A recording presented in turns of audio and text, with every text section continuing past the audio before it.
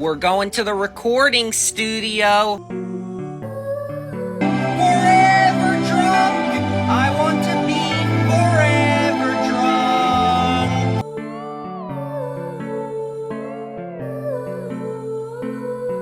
drunk. Is Grace Vanderwall. Grace. Great ass. Goes out with that loser Daniel Larson.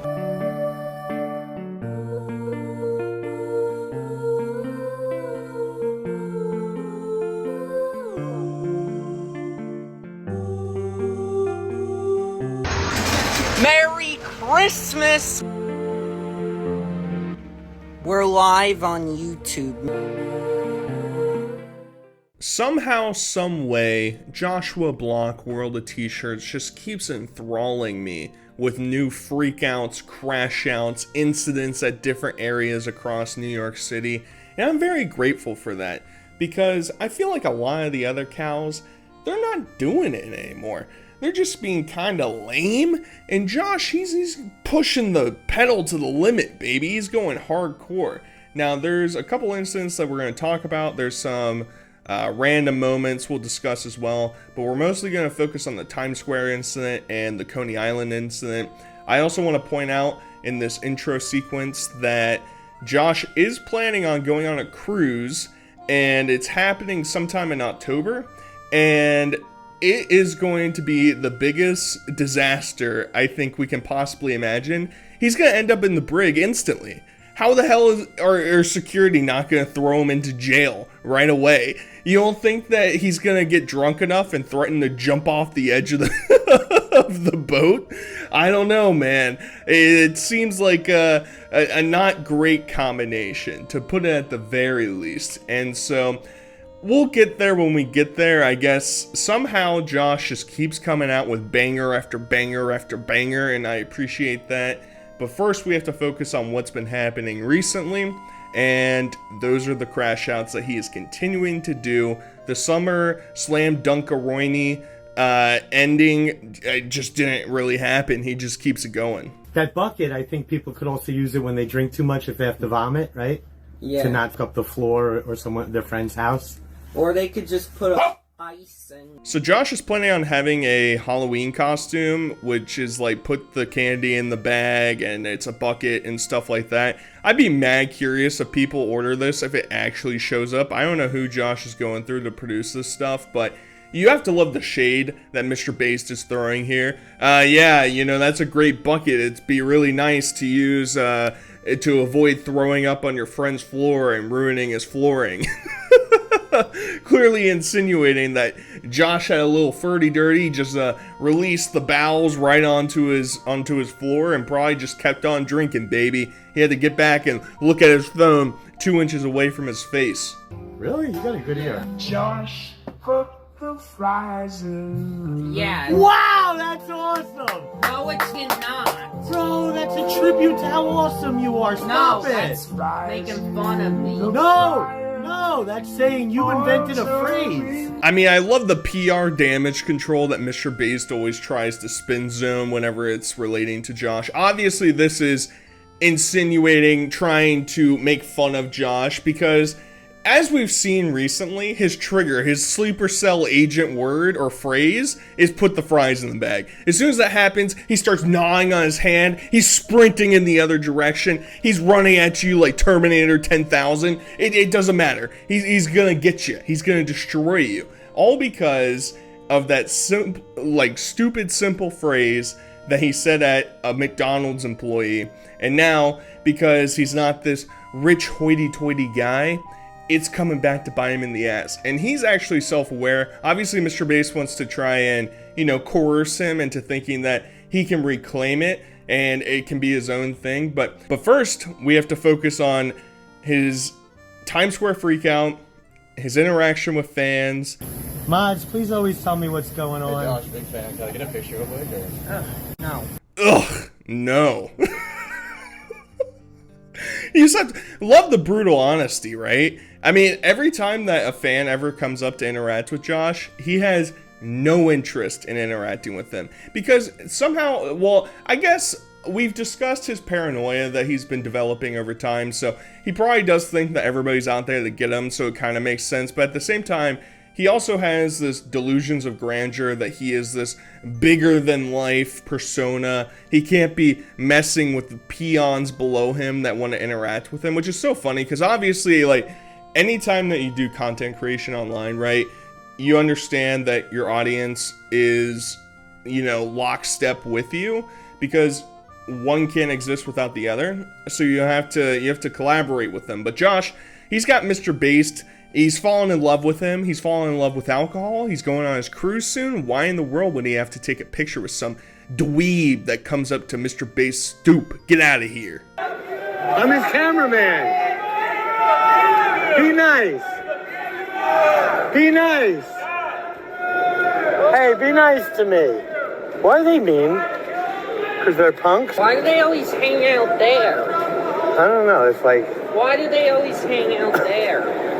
I think it's been their it's a punk hangout for like 100 years. And this has to be my favorite side character, I guess, that occurs pretty frequently in the Joshiverse.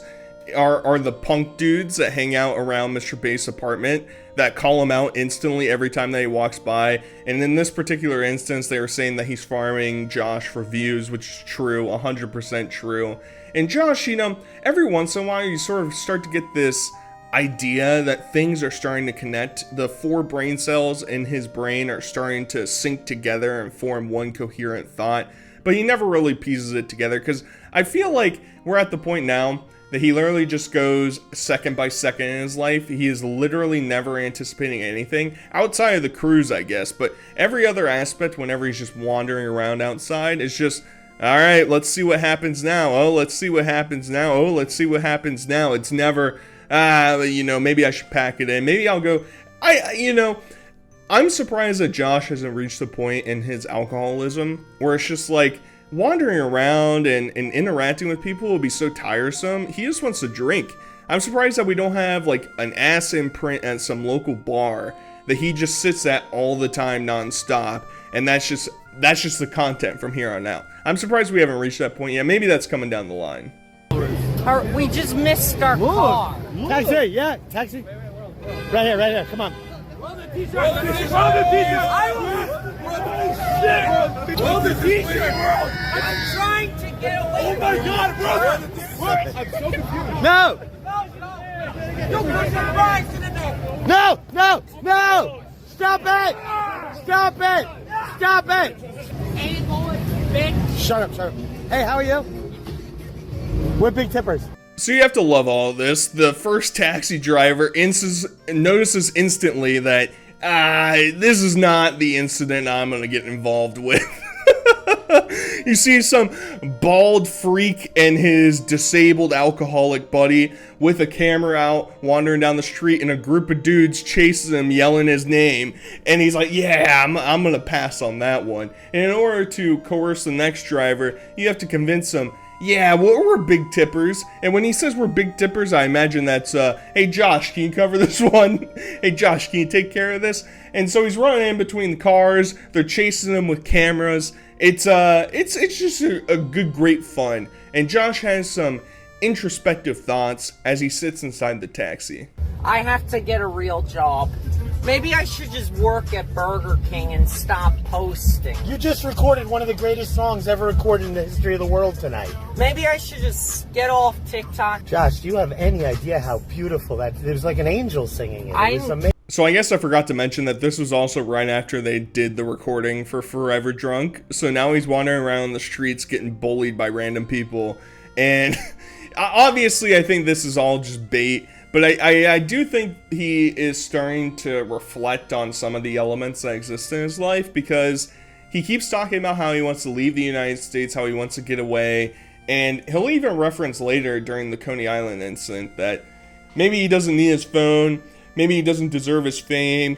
I don't really know where he's going with this, because it's so hard to understand actual thoughts of Josh. Like, what are his actual opinions about anything? It's hard to decipher that, because a lot of it, and like, the tics that he does are one of them, of him like biting his hand and chasing after people. Like, I think there is some fake outrage built into that, but I also think he's just sort of starting to develop those things as actual personality traits, so it's hard to understand. So we had the Times Square incident, and now we're gonna have the Coney Island incident, and surprise, surprise, it's basically the exact same scenario. I'm from Bronx, bitch. I'm gonna do something. Oh, they're coming. Let me give them one. I'm gonna go get him and throw him in the bay. Bronx style. And then I'm gonna throw you into the river. Which one is it? Which one is it? Bro, turn that camera that way before we got a problem. Are you the one that talked to him? Turn that camera that way. Did you talk to him? Go that way. Hold my You camera. got a problem for telling or insulting me. I'm gonna Is that the throw guy? you in the river, bitch. Is that the guy? In the bay, rather. I meant the bay. So you got these two loser fake tough guys at Coney Island. By the way, side tangent, I've never been to Coney Island. Based off of this stream alone, it looks like an actual shithole. Like, who the hell is going to Coney Island? Alright, deviating back to where we were. So you got these two fake tough guys showing up, telling Josh to put fries in the bag. Josh freaks out, blah, blah, blah. Do we actually know that these two dudes are the guys that were calling out Josh? I feel like he could just point out two random people that did it and say, yep, that was them. That was them. Send them to jail, baby. So maybe these aren't the actual people and that's why they're getting flustered. But let's play the hypothetical game. If these actually were the dudes that called out Josh, and now you're getting butthurt, oh, you better turn the camera away, bro. Do you want a problem, bro? Oh, get off. What the ooh, you gotta watch the furdy dirties here. It's just like, it's really embarrassing. Oh, you're such a tough guy. I'm gonna go bully a mentally challenged alcoholic guy, and then when I get confronted, oh, you want a problem, bro? God, get out of here. Tell whoever keeps calling us to you that that shit ain't funny. We're working here, okay? We have nothing to do with it. Well, somebody keeps calling and asking to speak to a guy with a bald head. We have Last time I put 30,000 on- people watching. Some assholes call. The most famous TikToker in the world. That's Joshua Block. I always love the interactions with random business owners too. It's just like, obviously, the simple explanation to this lady who's definitely not watching this video is just that if you see a recognizable landmark, you'll look it up on Google and you'll call it and you'll mess with them. I don't really understand the appeal of it. I guess it's to make them mad, so if they show up, they get pissed or something. I don't know. I think it's stupid and kind of a waste of time on everybody's side. Regardless, there aren't 30,000 people watching. There are probably like maybe 5,000 people watching with 26,000 bots. That's mostly what it is, but he's the most famous TikToker in the entire world. Alright, put some respect on his name. No, Josh! No, get over here! Josh, get over here! Stop it! Stop it! Josh! I grew up in the Bronx! You gonna get it, boy? Let's go, Josh. Calm down, calm down. Everything's wonderful. Have a great day, guys. God bless you. Have a great day. Josh, remember us in Times Square? When they were trying to twerk on you in Times Square, you don't remember? I do. I love you! Everyone loves you, Josh. All right, let's get an Uber. I need a drink. I think my favorite part of these freakouts is whenever Mr. Bass tries to corral him. Oh, Josh, stop! Josh, don't do that! No, Josh! It's like when your dog gets outside and starts chasing a geese that's in your backyard. No, don't do that! Stop that! And he's just like a wild rabid animal going after people. I'm from the Bronx! You don't talk to me like that, bitch! It's perfect. I love it. I'm gonna. No, don't run! No, Josh! No! Get back here! Stop it! That's ridiculous! Stop it! Get back here right now! I gotta leave this country. No, you're fine. I gotta get out. It's not worth Stay it. happy. It's fine. Did you call an Uber yet? Yes. Okay, how many I'm not minutes? staying here. Josh, you're not even drunk. Stop! Don't tell me to what to Stop do. it. Stop it. You're being crazy for no reason. Stop I it. don't get paid enough! Ah! It. What are you doing? Banging your head on the pole? Yeah. Why? I'm trying to get Josh, a brain injury so I could get Josh, you're not. So let's try and follow these events real quick, right? So he starts running into the street because he thought he saw those two dudes that confronted him previously driving by in a car. So he starts running after them into the street. He follows that up by saying, I need to get out of the country. He even mentions, I'm gonna go get asylum at the closest embassy. And then he starts bashing his head against a pole and eating his hand so that he can go get free healthcare because he'll have a brain damage injury. Now that's epic. That's some like long-term thought processes that you losers out there can't even think of. Oh, you're going to your 9-to-5 job? Yeah, why don't you just go jump into a building somewhere? Just jump off a balcony. That way your life is just taken care of. World of T-shirts, he's figured that out. I don't need a TikTok. I don't need a phone. I don't need a passport. I don't need a captain's hat. I don't deserve it. I don't deserve all these luxuries. Look. Just look at this apparel. I'm lying to myself. What do you mean? How are you lying to I'm yourself? dressed like a wealthy person, and I'm not wealthy. I'm a good-for-nothing reject. I'm giving up all my lavish possessions and getting a job at Burger King. So that definitely wasn't the re-word I thought he was gonna say. To follow up, this kind of feels like he's either reciting a song, like the initial part felt like a song, and then the second part is like, I don't know, are him and Mr. Bass collaborating in the background? I just can't imagine that Josh is capable of remembering lines or remembering situations to pull off. I just can't see it. But he has mentioned working at Burger King a couple times, and he doesn't deserve this lifestyle or something. But then the next video he'll make is, I've only been to 9 countries, bitch. I need to go travel more. So it's a bit perplexing to try and understand what angle are you going for, Josh? I can help you put the fries in the bag. Maybe you can meet with the local Burger King manager. I mean, there's plenty of options out there. But that basically covers everything that's been going on with Josh recently.